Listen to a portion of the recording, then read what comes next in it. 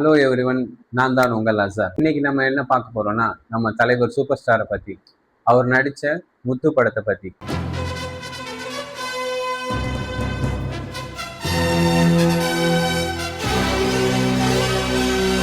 அந்த முத்து படம் பார்த்தீங்கன்னா ஜப்பான்ல தலைவருக்கு வந்து ஒரு பெரிய ஃபேன் பேஸை கிரியேட் பண்ணிச்சு.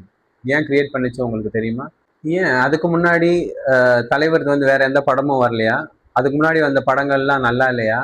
அப்படியெல்லாம் கிடையாது. பாட்ஷாலாம் பார்த்தீங்கன்னா சூப்பர் டூப்பர் ஹிட்டு. நல்ல இந்தியாவிலேயே நல்ல கலெக்ஷன் பார்த்த படம். பட் முத்து மட்டும் ஏன் ஜப்பான் மக்களை கவர்ந்தது? முத்து படத்தை பற்றி நம்மளுக்கு நல்லா தெரியும். தலைவர் வந்து ஒரு ராஜாவுக்கு ஒரு ஜமீன்தாருக்கு மகனா பிறந்திருப்பாரு. ஆனா வளரும் போது கூலியாள் மாதிரி அங்க வளருவாரு. அவர் நிறைய பிரச்சனைகளை ஃபேஸ் பண்ணுவாரு. அப்புறம் கடைசியில அவர் வந்து மறுபடியும் ஜமீன்தாரா மாறிடுவாரு. அதுல வந்து நடுவுலயும் சொல்லியிருப்பாரு, கிடைக்கிறது கிடைக்காம இருக்காது, கிடைக்காம இருக்கிறது கிடைக்கும். ஸோ இதுதான் ஜப்பான் மக்களுக்கு வந்து ஒரு ஒரு தூண்டுதலை ஏற்படுத்துச்சு. அந்த படம் ரிலீஸ் ஆன டைம்ல பாத்தீங்கன்னா ஜப்பான் வந்து மிகப்பெரிய பினான்சியல் கிரைசிஸை சந்திச்சாங்க.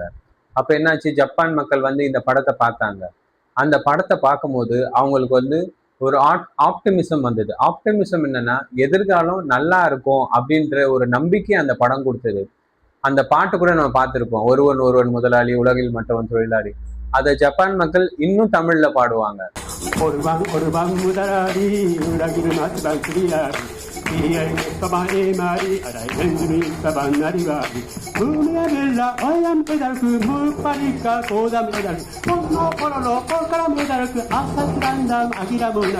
அந்த அளவுக்கு அவங்களுக்கு ஒரு நம்பிக்கையை கொடுத்தது அந்த படம். அது மாதிரிதான் நம்மளும் நம்ம எதிர்காலம் நல்லா இருக்கும்ன்ற ஒரு உள்ளுணர்வு வந்து நம்மளுக்கு எப்பவுமே இருக்கணும். அப்படி இருந்தா நம்ம ஜெயிக்கலாம். இப்ப பாத்தீங்கன்னா ஜப்பான் ஒரு நல்ல நிலைமையில இருக்காங்க. உங்களுக்கு பிடிச்ச நல்ல தமிழ் படம் எது? உங்க வாழ்க்கையை மாத்தின தமிழ் படம் எது? நீங்களும் எனக்கு கமெண்ட் பண்ணுங்க. நன்றி.